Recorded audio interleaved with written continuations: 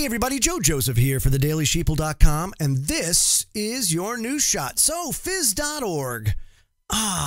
Love me some science, only not this time. It says face scans, robot baggage handlers, and airports of the future. Yes, AI and robots are taking center stage.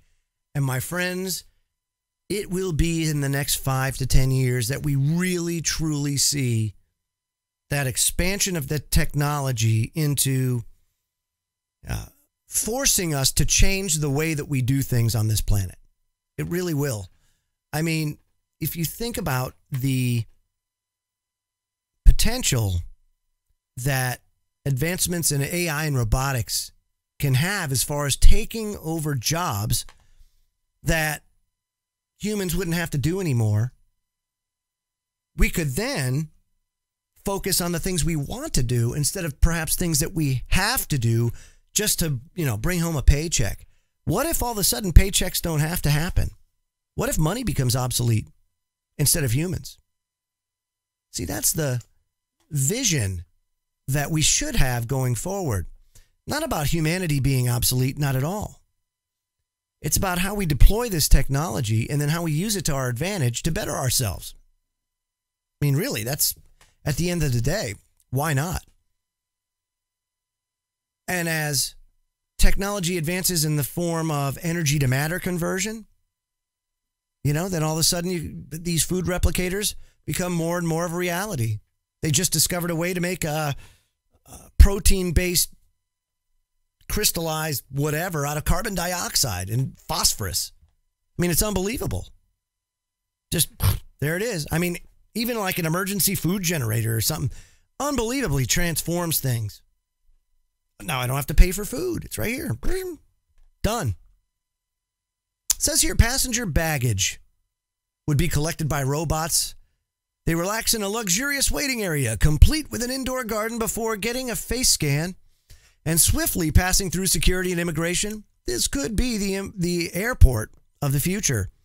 It's a vision that planners hope will become reality as new technologies rolled out, transforming the exhausting experience of getting stuck in lengthy queues and aging overcrowded terminals into something far more pleasant. Let me ask you something, folks. Have you been to an airport recently? I mean, they have to be rolling in dough because every airport that I've ever been to is always in some sort of renovation. It's always getting rebuilt or renovated. And it's always towards like cutting edge, almost like hospitals. Hospitals and airports, I just don't know how they roll in dough so much to be just so, they were some of the most beautiful places to be. Some of the worst places to be, but some of the most beautiful places to be. And so when I see aging, overcrowded terminals, I don't know what they're talking about because every airport I've been to is just, unbelievable. It says the Asia Pacific has been leading the way, but faces fierce competition from the Middle East as major hubs compete to attract growing number of long-haul travelers who can choose how to route their journey. Now, the regions are the two leading pockets of technology growth because they're really competing to be the global hubs for air transportation. So, if I'm going to fly to New York to Bangalore, do I transfer through Abu Dhabi or Dubai? Or do I transfer through Hong Kong? Two very, very big markets. Now, you can take a look at some of the plans on like America2050.org. You can go to the Denver airport, see some of the art there, see how they're structuring it there, and you can see what is the formations of megapolises or aerotropolises. This is something that's spoken of quite openly within the Illuminati circles, if you will. And these aerotropolises would basically be your airport and your industry focused right around your airport in an international zone, meaning that it would be airports don't exactly count as sovereign U.S. territory. Sometimes they're gray areas. And so it would expand that gray area so that labor laws don't apply. and that they can skirt tax requirements, things like that. So you have your airport in the center, then your industry that then reduces their cost of transportation greatly because they're right next to an airport. And then outside of that, you have your housing, you have your cities, your entertainment, but your workers, your physical factories, and your airport all right there.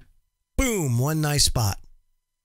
That's what places like Dubai, Denver, Memphis, these are all aerotropolises that are being built under this kind of blueprint. Denver is a very interesting one because of all the land around it.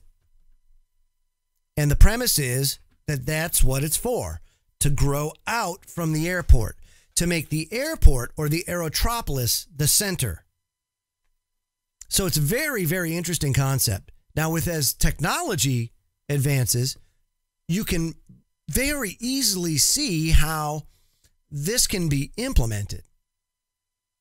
And when you talk about being outside of sovereign territory or in an international trade zone, that to me is kind of, 1984-ish.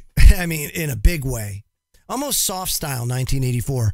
Because if you take a look at some of the pictures about aerotropolises or what they're all about, oh man, it's like pie in the sky living. So maybe it's a soft 1984. You add in the smart things, RFID or biometrics to pay for things. It gets kind of crazy. So the next 5 to 10 years, when it comes to AI and robotics, can really revolutionize the way that we live if it's deployed properly. I just don't have much faith in those that are deploying it.